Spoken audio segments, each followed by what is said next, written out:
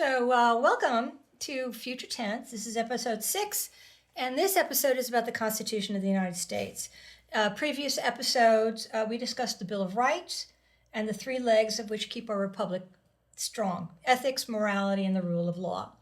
I have here at the table, I would like to welcome Mr. Eric Yonce. Eric is running for Congress with the 6th Congressional District. So, welcome. Thank you.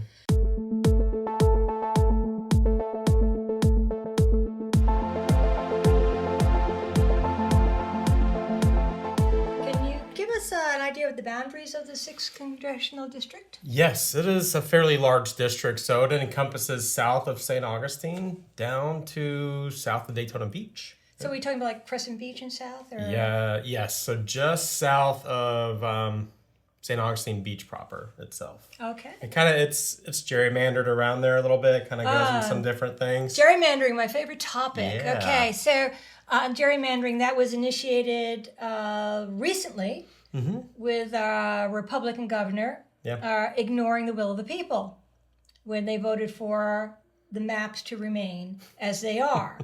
And he decided to fulfill the monster's edict to get as many Republican seats as possible. Right. So that was yikes. And my personal opinion about this, and again, I do opinions. I'm very opinionated, Eric. I'll let you know that off the top. We all are. That this is an end run because they know they're in trouble. Yeah. Yeah. Oh, for sure. Right? They are in trouble. So I'm going to ask you, I know what would prompt me to run. What would prompt you to run? First off, our current Congressman, Randy Fine.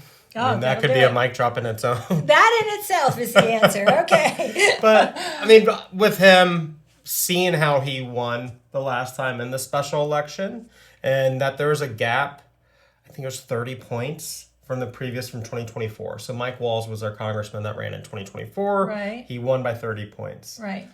He gets brought into the administration. Now Randy Fine as a special election gets dropped in and he loses about 15 points gain. So now he only won by 14 points. And for me, I'm like, we need someone that has come from this area, that understands this part of Florida, that loves this part of Florida to run for this office. Yeah. And we can make up that ground. And it's just appalling that he's our representative. Well, he doesn't represent me. Well, he doesn't represent any of us. That's true. He represents Randy Fine. Himself. And Donald Trump. Yeah. So one of the issues that I've noticed that you have on your website is human sovereignty, cost of living, and workers' rights. And ironically, this is sort of the foundation of our Declaration of Independence, which was a surprise when I saw that. I was like, well, you have your fingers on the pulse of America. Thank you very much for that. Yeah. So just as a brief history, the document was approved by the Continental Congress, and we know on July 4th in 1776. And I don't know if a lot of people know that it was signed by 56 men, the end. Okay? And that it was an act of treason against Britain. We all know that. It is also the foundational document for the United States. And basically what it does is sets up the government, it defines the government, and protects basic rights of Americans. It established the idea of self-government with the first 3 words: we the people. Now, ironically, the Florida state also has its own constitution. Every state does. Right. And it is longer than the Constitution of the United States, but it also mirrors it to certain aspects. Right.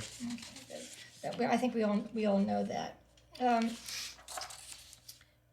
So with We the People, it outlines the philosophy of the United States. Okay. And we know that there are 7 governing principles stated in the Constitution: popular sovereignty, or as you correctly... Human sovereignty. Exactly correct. And so let's talk about that first one. Yeah. What do you perceive as human sovereignty? I mean, it's the idea that as humans, we have rights. And it doesn't matter who you are.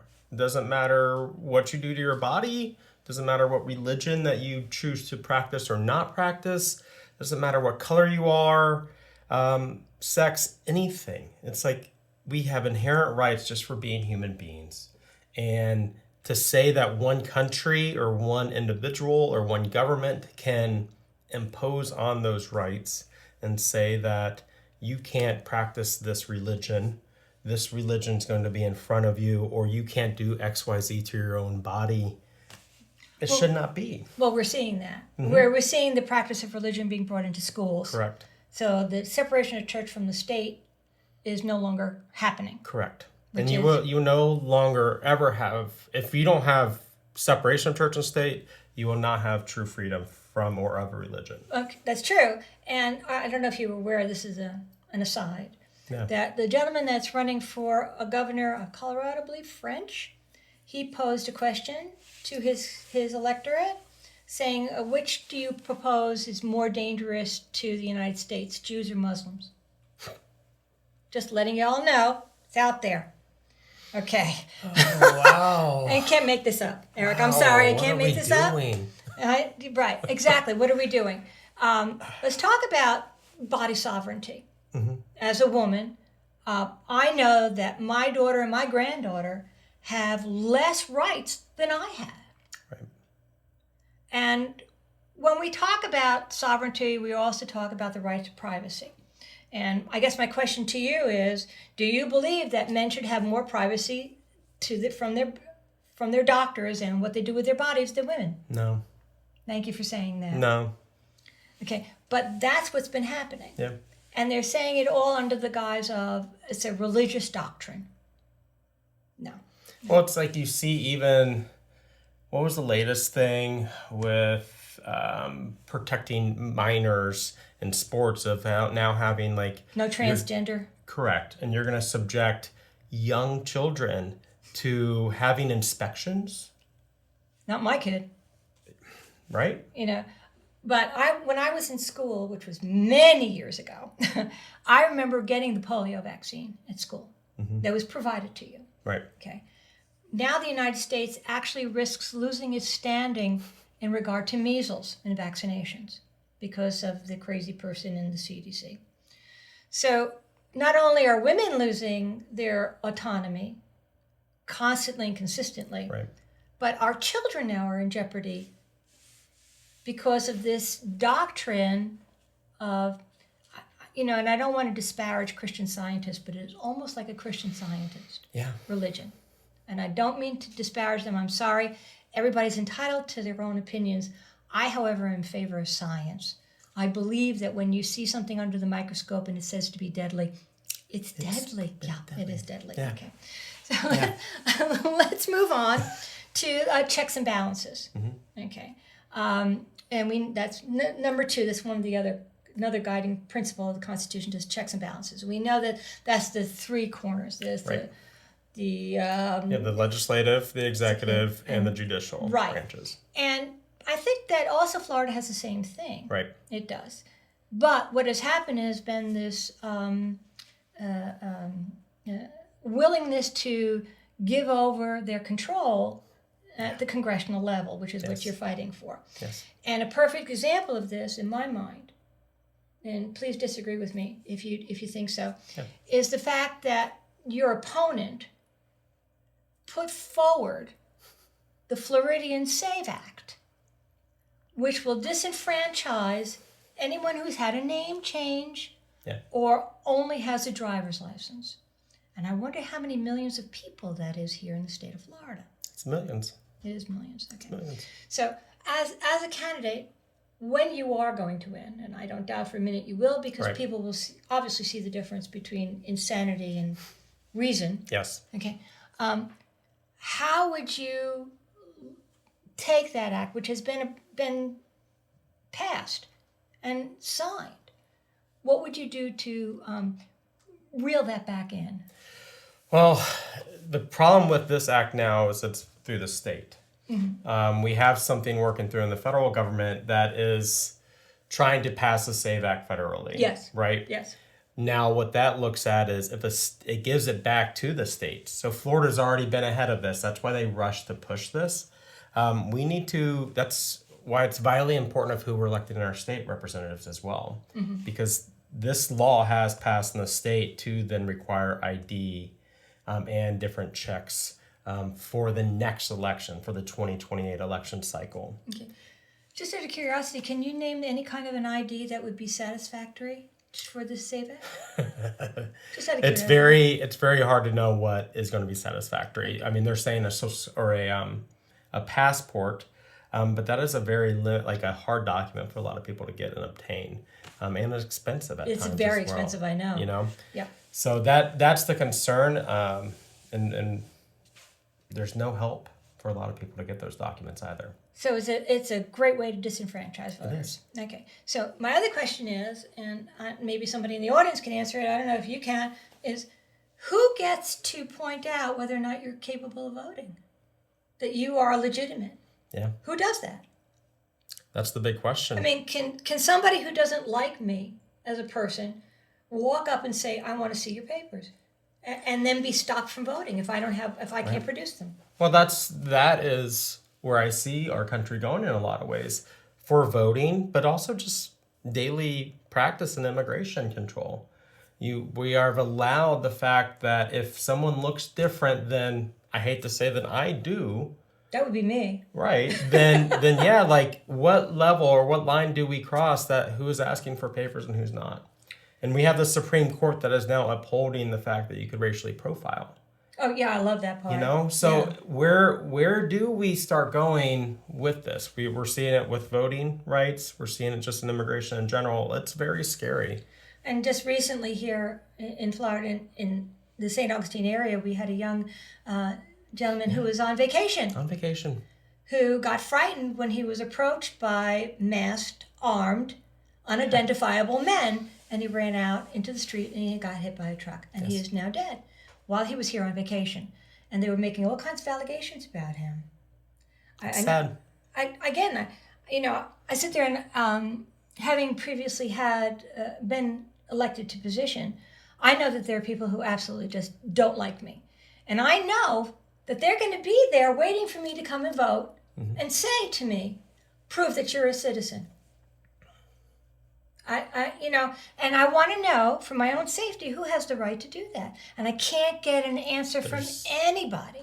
No, because, I mean, the people at the polls are just everyday people like you and I. Right. Poll watchers and they're volunteers. They're volunteers. Right. So, like, where does that authority come from? Right. So is that authority going to be from the armed police officer? Is that authority going to be from the ICE agent that's going to be standing there? The National Guard person that's going to be standing there per our administration? I'm sorry. Well, the other fear in this as well, and this is something I've heard now very recently and it's allowed by the state, it only says that a handgun is not allowed in the polls. That's right. A handgun. So that means someone can walk through with a long gun strapped on their back and go and vote.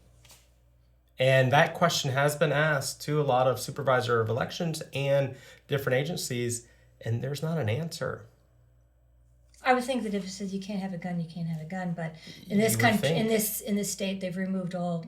Correct. Which is another issue, right? So that again, that has to do with individual rights and the right for life, liberty, and the pursuit of happiness. Well, I'm not happy that I could be talking to somebody with a gun who doesn't like what I say and shoots me. And then he can get away with it because, So, well, we're labeling people that think differently than others as terrorists, as something less than, and what does that then lead up to? Okay. What are we allowing or okaying? And we're back to sovereignty. We are. We keep going in that circle. We're back to sovereignty. And that's on your website. And again, when I was reading that, your take on sovereignty echoes the basic constitutional right to exist. Right. Now, there has been some discussion about, and I happen to believe this, on the left, that says that the minute that you set foot on the soil in the United States, you are protected under the Constitution. And then on the right, they say, well, not my Constitution. Is there any way, do you perceive that we could make that a more solid right? I think we need to now. I think it's been allowed to have too much gray area. I speak to somebody and they're like, well, in the Magna Carta from before. And I'm like, no, we have a document and this is what it's outlined. So that means if I go to another country and I am visiting, I don't have to abide by their laws and therefore their laws don't apply to me. That's kind of what we're saying here. Yeah. And if we have people visiting here, they should have the protections of our Constitution. That's going to allow people to want to be here. If not, then what are we turning into as a country? So, from your point of view for Florida, how do you perceive Florida failing or succeeding in regard to the basic principles that are allotted to us as Americans? I'm scared where Florida is heading. And this is one thing I've been thinking about a lot lately. We've had 30 years of pretty much single party rule here in the state, Yeah. We have a lot of counties and cities to where it's been just Republicans on the ballot, one party. It's happening now. It's happening now. Matter of fact, the county commission in St. Augustine, St. Johns County, all Republicans, which leaves it open. So, I've been watching this and trying to decide, who I would vote for. Right. And when I talk about it, I talk about the lesser of the two evils, which I find really kind of frightening that we're at that point here in the United States, that you're going to choose the guy or the woman that is not as crazy. Yeah. Rather than the person that actually is looking out for us as individuals. Right. You want the person less crazy. I don't see where that's a good revenue. I don't see that. It's not good. And what does that do for us? You disenfranchise a lot of people because they just either don't show up and vote anymore. They've completely checked out. They're not paying attention. You're lucky in St. Johns County that if there are just that slate of candidates that they do then open up to be able to vote. In some of these other counties, that's not the case. If there's not a Democrat on the ballot or someone else that's on the ballot, then there's not even a chance for another party to vote in the primary. And it's tough, and that means you're losing your voice. And I don't know where that it goes to then us having representation just doesn't care, and we're seeing that more and more now. Well, yeah, they just get in and thank you for the job and thank you for the money. Peace out. And right, exactly, and whatever the lobbyists want is what we're going to do because they paid my ticket. So let's talk. Speaking of tickets, let's talk about Amendment 3. Yeah. Okay. Again, we're talking about. So this has to do with not necessarily checks or balances or anything, but it has to do with economy, the economy of the state. Your opponent really likes it, thinks it's great, and I would like to hear your opinion of it. Yeah. And what you perceive happening if this should pass. Well, so this is about property taxes. And this is being made into a political issue, just so that way one side can say that I'm for decreasing your taxes and therefore raising your taxes, right? So that's the baseline of it. And let's go deeper. What do our cities and communities do? We have some that are projected, like Marion County within our district, to have a $50 million shortfall from the cut of these property taxes. Wow. That's a lot. What happens when there's something like what happened in Mount Dora last year where a road washed away after a heavy rainstorm? There's money already constrained in a lot of these municipalities. I understand the argument and I hear a lot of this from the right, it's we need to do better at spending money. And there's a lot of waste and a lot of fraud. You know what? There is. Yeah. It's here in Florida on a very Republican-controlled area. We're seeing it. Right. I live in Ormond on A1A. They've redone the road now, I think 3 times. Repaved it. Why? In the course of a year of rebuilding the road. because they're trying to do it too fast. They're not paying attention. They're redesigning. It becomes just a project and a slush fund. And that's, yes, we have those problems. We need to fix that and be efficient with what we're spending our tax money on. But what happens when we don't take in the revenue? That's what I'm worried about. And I hear a lot that now we're trying to entice municipalities to allow data centers and give tax breaks for data centers. So that way municipalities will welcome that on top of now cutting property taxes. Okay, so I tend to hesitate about conspiracy theories, but here I go. Go ahead, because this probably is not a conspiracy theory. Okay, so do you remember when our governor wanted to take parkland and develop it? Well, in Amendment 3, there is a provision that allows for development. Okay, well, that's an end run. And when you talk about data centers, okay, big protests about them. They don't want them in the area. They're going to suck up all the energy and all the water. Well, there's an end run around that problem, right? So I'm seeing this as, well, if we can't get the parkland to develop, what we can do is we cut the funding, because the first thing they're going to cut will be parks and rec. Already seeing that. Right? First thing they're going to cut. Already seeing it. Right. So that leaves less people to monitor and manage the parks. Perfect example on the federal level is the 3 million acres that he just allotted for drilling? Yes. In Alaska, by the way. Yeah. 3 million acres of prime, pristine land. Gone. Also erasing any of our environmental protections, endangered species protections. Right. And of course now with the boondoggle of Iran, the fertilizers, are not being brought in. So there will be a real economic hit eventually for the farmers.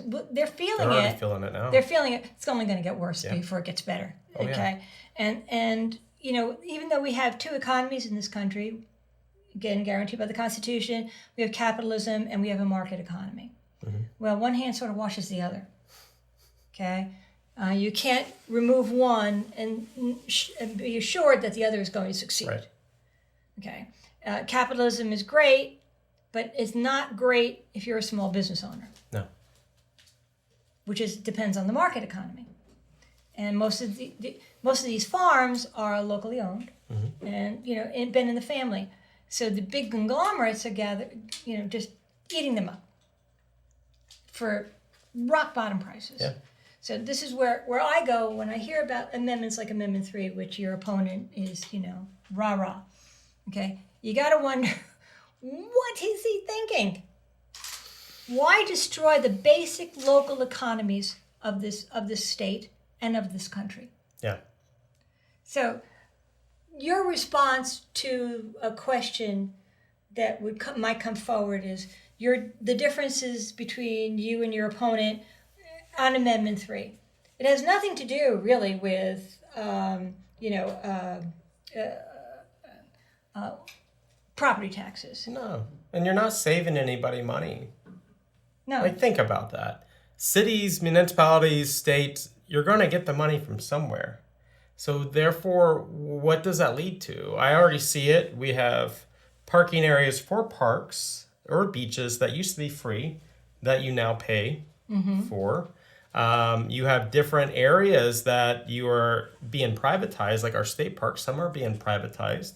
That used to be free or minimal cost for state residents. Now you're paying, I think, $30 just to enter these parks. And there's nothing there per se anymore. There's not like they're doing anything to the park to really spruce it up. Yeah, because they don't have the manpower or the money. Right. But you're already seeing things become privatized. How much does that continue? Does that mean then our fire service becomes privatized? But isn't that the goal? I think so. I think that's where the ultimate goal of capitalism leads to, is just everything is for profit. Well, but isn't that also the doctrine for the Republican Party? Yeah, it is. Okay, so how do you reach members of that party who say, well, what's wrong with that? That is our goal. We have a capitalist society, so our goal is to privatize it. They To want what end? You have to explain that. I don't know. Well, I just think, like, to what end does that go to? Like, if we continue to privatize everything, like we see it now with our healthcare, the fact that healthcare is such a for-profit entity, with the insurance and with the pharmaceutical industry, like, to what end does that stop? To where now people can't even afford basic healthcare anymore. Then do people not afford to go outside to enjoy their community? Okay, so about the healthcare, I don't know if you remember. I remember. I've been talking about this. I remember when President Obama was first bringing forward his ACA Care plan, and the response, basically from the Republicans, well, why would we do that? Hurry up and die. Do you remember Hurry Up and Die? And we're back at it, aren't we? We are. We're back at Hurry Up and Die. We are. Unless, of course, if you can afford health care, and then you have that luxury of being able to live. That's basically capitalism. Yeah. If you can't afford it, you don't get it. You're out of luck. But we also have a credit card economy, which drives people into bankruptcy because they can't afford the credit. Oh, yeah. You have a credit card economy. You have a economy that unfortunately preys on a middle class or working class that almost, like, if they're not living up to a certain standard, and this goes maybe to social media a little bit, the keeping up with the Joneses, like, they have to continue doing more. And I saw that working in retail for so long. I worked in retail for over 20 years, and you see people utilizing, and now it's easy way to get money. You see it as purchasing power. You have Klarna. You have some of these that are quick and easy pay-as-you-go type things, almost like layaway, but now it's totally different. And it's putting people into massive debt that doesn't even get reported to credit cards. And we also have a decrease in employment. Oh, yeah. Because of, the economy really is becoming inflated. There's no doubt about that. Even no matter what the denial is, it's there. And I think people are feeling it. Well, you certainly seem to have a real insight into this and into the needs. So basically, what do you perceive is the difference between you and your opponent? Other than everything that we just talked about, because we just talked about everything. Yeah. But I see this person, I did a little reading because I really was kind of ignorant in regard to him. I knew of him. Yeah. And this is somebody for me, and I digress because Mr. Fine and I share the same religion. And I am appalled at anybody who shares my religion can sit there and justify the rounding up, imprisoning, and shooting of people in the streets. Yes. And the fact that there is no, that it is sanctioned, I find deplorable. Mm-hmm. And if any group of people should stand up and say no to this, I would think that it would be people of my religion. And I just found that his attitude toward it was less than agreeable for me. I can't be, I'm being very nice tactful at this point in time, right? Because, again, this is my opinion. Mm-hmm. And we do have an opinion disclaimer, by the way. Yeah. Okay. From the Peanut Gallery. I speak for the Peanut Gallery. And that... I think your opinion is shared by a lot of people. I see that. I do. I see that nationally. I see it locally. And I see more and more people becoming more and more appalled by it. Yeah. But I also saw something which alarmed me because of the truth of the statement. I don't know how you would feel about this. But it was on one of the...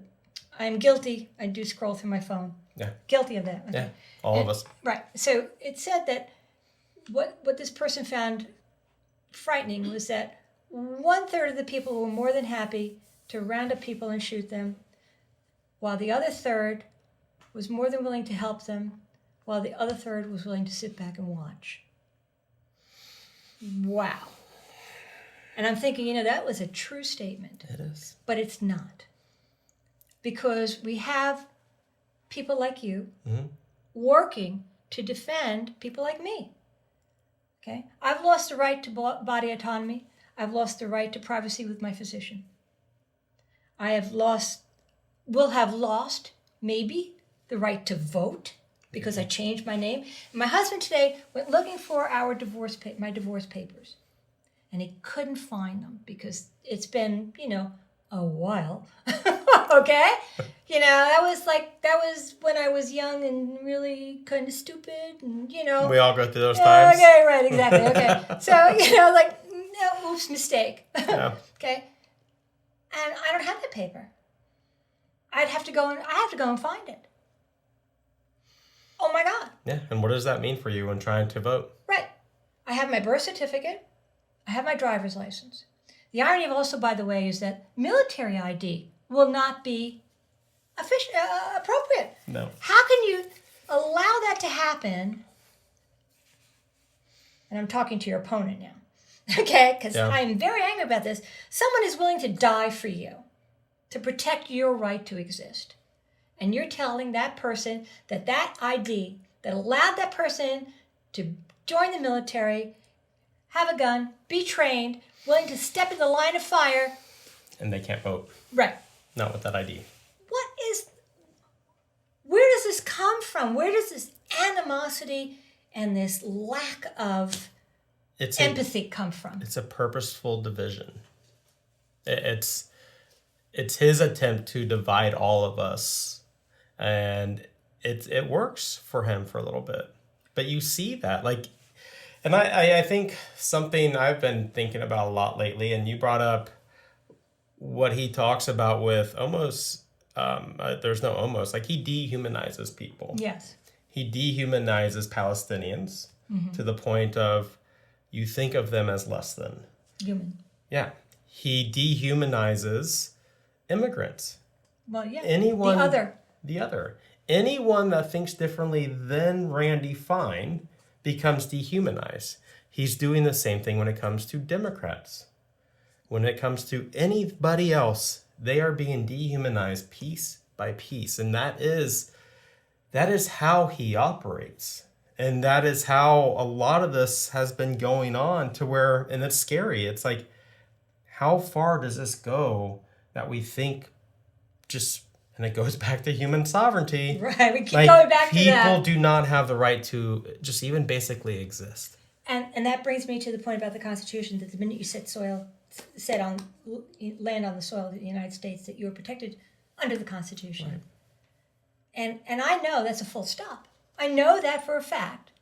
And yet, when I present that to people who talk about, rounding up immigrants, and I present that, and the response is, well, that's not written in the Constitution. Show me where it is. And it is. Well, not my Constitution. Well, if you're going to believe the BBC or you're going to believe, CNN, well, I can't help you. Yeah.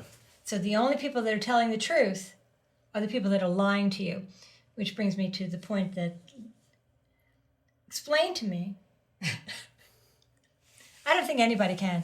Explain to me how when Obama was president with that election where Trump won, that election wasn't rigged.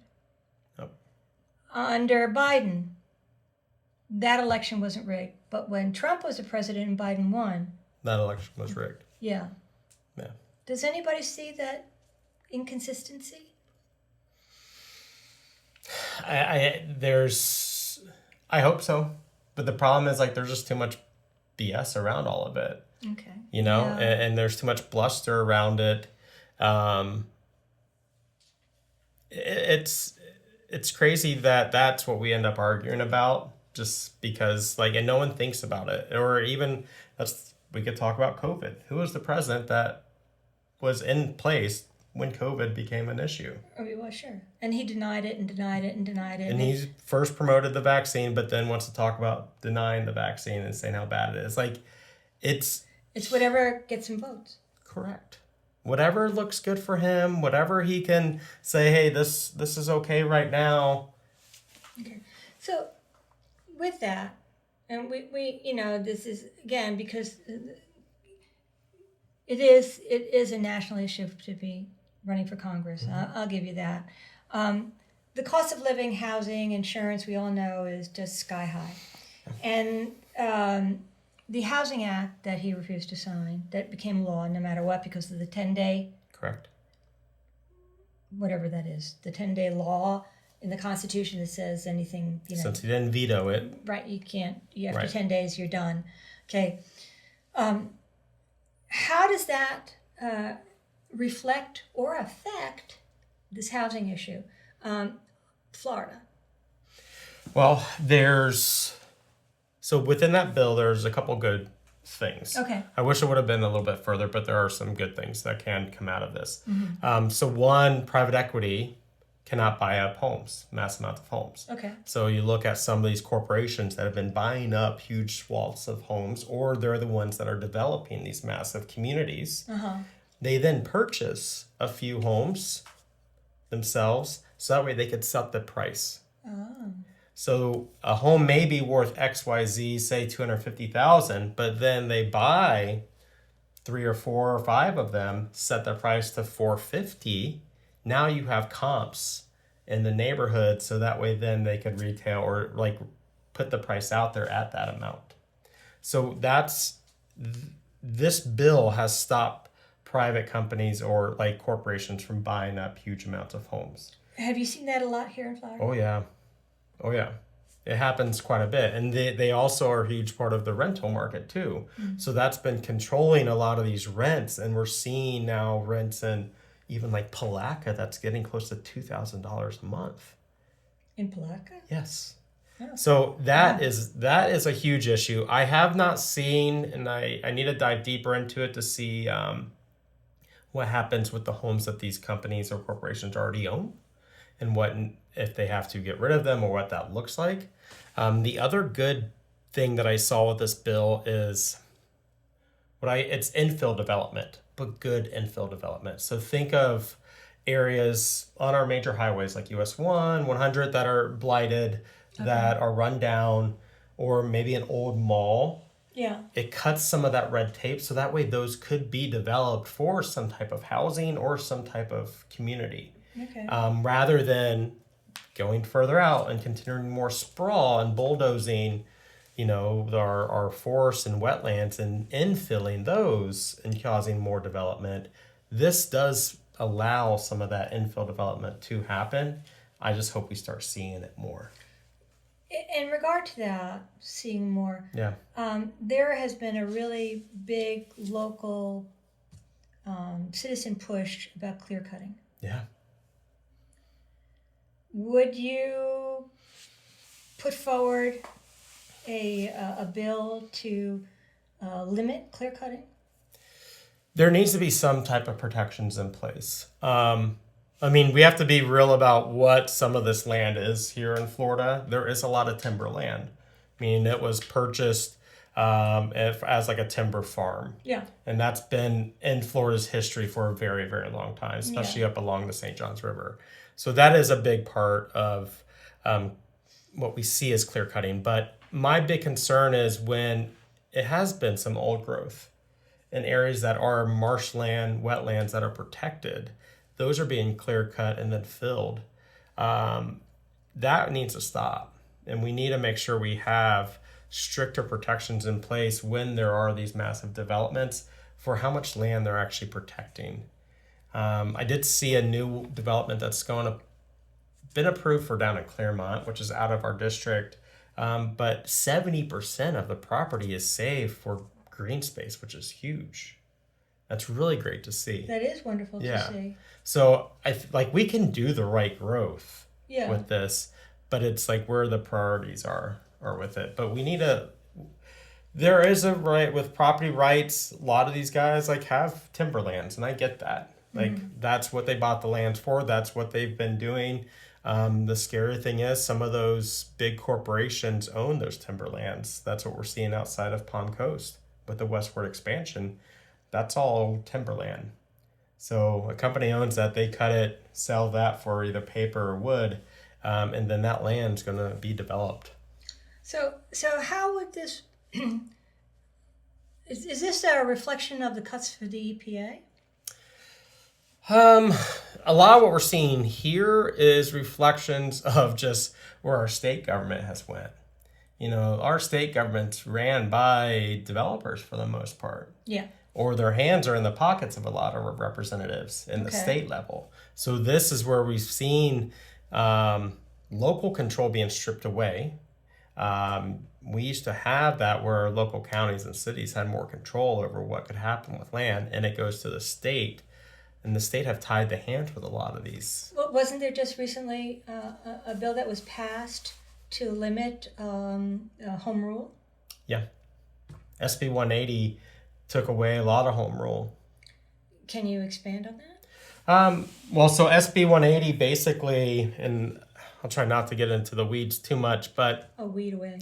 It essentially, just took away the right for city and county government to be able to control what is going on. And has allowed an avenue for developers to come in with a lot of money behind them and throw out the potential, hey, we're going to sue you because of XYZ and land rights. The owner of this has the right to develop this. We will sue you as a city if you do not basically allow this to happen, and threatens them with that. And this was put forward by... That's been a few years ago now. Yeah. So the state Randy Fine was one that signed on to this. And there it is. I'll add him to it. And there it is. Yeah, but when you look at a lot of our state government, it's big developer. And a lot of protections have been put in place. There's another bill, I couldn't remember the name of it right now, but it even allows more lawsuits and litigation to happen if there's any blockages with things. And when it was first came out, it made it seem like it was good for property owners to be able to like, hey, I can, as a property owner, I can put this lawsuit. But they're doing the same thing now with Amendment 3. It's saying, oh, this is all about you guys. Yeah. But it's really not. It's not. No.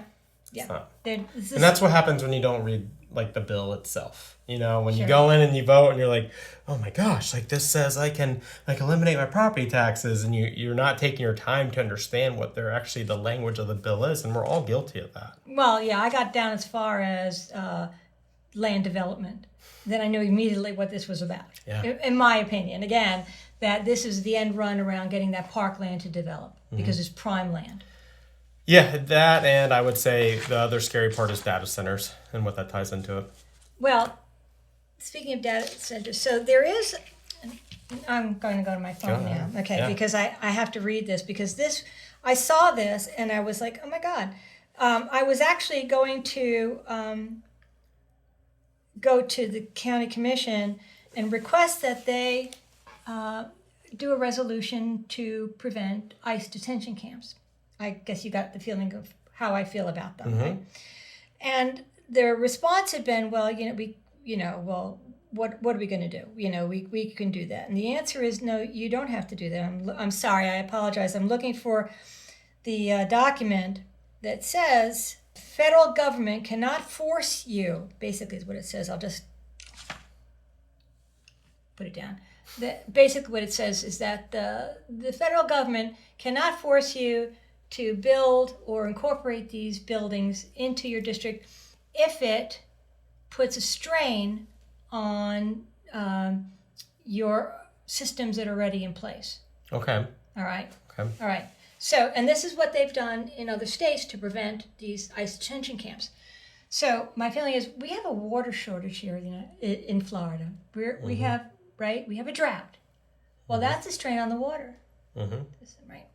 So there's also, in 2019, a bill was passed by and signed by those guys that says that we will allow our law enforcement agencies to assist and aid Yeah. in immigration. I think that was State Bill, I want to say 128. Maybe it's like the 1087G agreements. Right, so you know what I'm talking about. Right. Okay, right. I'm sorry if I'm being, I have it written down on my phone and I just don't want to take the time to look for it. So the, first of all, I'm very disappointed. Yeah. Okay, because what it does is it says that if you don't participate with these raids, you're not going to get the money. Right. So it's a sort of like, well, do I pay my officers and my sheriffs and my police departments? Do I get the money to pay them, since we're privatizing? Okay, or do I stand by a principle of humanity, which is we don't round up people in this country. Right. You know, I thought we were done with that in World War II with the Japanese. We're all appalled about that. We're not appalled about this. Okay. I think people are getting there. Well, slowly but surely. Yeah. So I guess what I'm looking for is to make sure that because you have my vote. Okay. So that you would stand up for these and you would help work toward initiating a bill that says that protects citizens. That yes, the minute you step on soil, the United States, you are guaranteed the protections to rule of law. You're guaranteed the right to an attorney. You are guaranteed because you're here in this country. Whether, I don't care what your papers are. Right. Okay. But the minute you set foot in the soil, if you're not setting foot in the soil, then I'm sorry, that's just how it is. Okay. I understand that part. Mm-hmm. Okay. It's when the people are here for 20 or 30 years. Yeah. And they've built a life. Yeah. And that home that's being taken away from them. And the reason why this is so personal to me is because it happened to my family. I'm first generation. Okay. Yeah. So my father, when he came over, went from owning their own farm to working in a garbage area. Wow.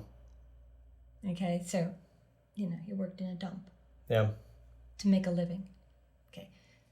And he went from A to F.